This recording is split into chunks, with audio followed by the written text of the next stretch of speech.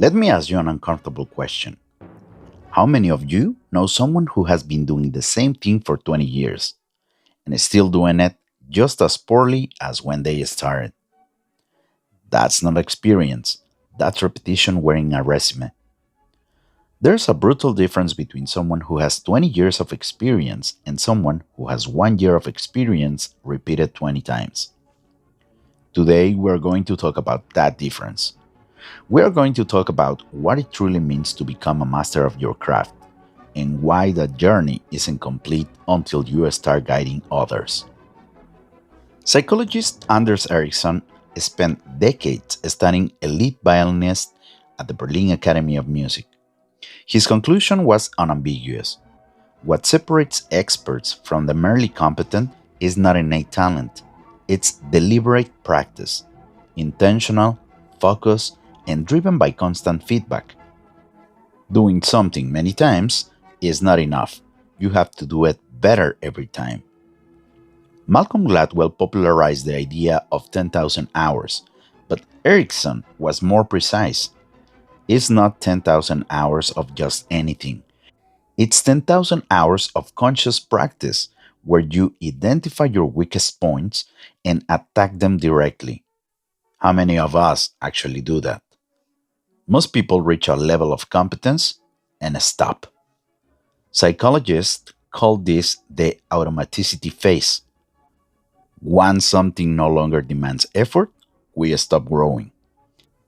It's comfortable and it's a trap. Mastery demands deliberate discomfort. It demands you stop asking what went well and start asking what could I have done better. Now, let's say you do the work. You practice with intention, you accumulate real hard earned expertise. Then what? Here's the part most people overlook. A study by Gartner found that employees with a mentor are 20% more likely to receive a salary increase, and 25% of them receive a promotion compared to just 5% of those without a mentor.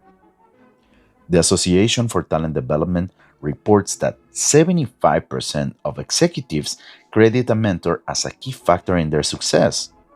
3 out of 4 successful leaders. It wasn't just hard work. It was someone who saw them, guided them, and opened a door they never would have found on their own. And here's the beautiful irony in all of this. The act of mentoring makes you better too. A study from the University of Washington found that mentors develop stronger leadership skills, greater clarity in their own thinking, and higher job satisfaction than peers who don't mentor. Teaching is not just transferring knowledge, it's organizing what you know. It's finding the words to explain something you thought you never need to explain again. And in that process, you discover gaps in your own understanding that you didn't even know existed. The Japanese have a concept called shuhari, the learning path in martial arts. First, shu. You follow the rules to the letter. Then, ha. You question them. You understand them deeply. Finally, ri. You transcend them. You no longer think about the rules. You simply are the art. A true master has reached ri. And the only way to know you reach ri is when you can guide someone else from shu. Think of this like an investment. If you improve your own skills, the return is linear. You get better, full stop. But if you improve 5 people, that knowledge multiplies. And if each of those 5 guides 5 more, suddenly you're looking at 26 people transformed by a single decision you made. This isn't philosophy, it's arithmetic. 71% of Fortune 500 companies have formal mentoring programs, not because it looks good in the company brochure, but because the data shows higher retention, more productive teams, and more resilient cultures. But you don't need to work at a Fortune 500 to apply this. You can do it in your community, in your family, in this very club. Think about Toastmasters. This organization exist precisely because someone, over 90 years ago, decided it wasn't enough to be a good speaker. He wanted to create good speakers. Ralph Smithly didn't just practice his speeches, he built a system so that others could too.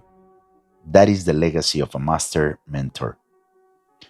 I want to leave you with a question that was once asked of me, and it shifted something in how I see the world. What would have been possible if someone had believed in you earlier in your life? Now, flip that question around. Who can you believe in today? You don't have to be perfect to be a mentor. You don't have to have all the answers. You just have to be one step ahead and willing to reach back. The knowledge you keep belongs only to you. The knowledge you share outlives you. Become a master, become a mentor, not because you arrived, but precisely because you are still on the road.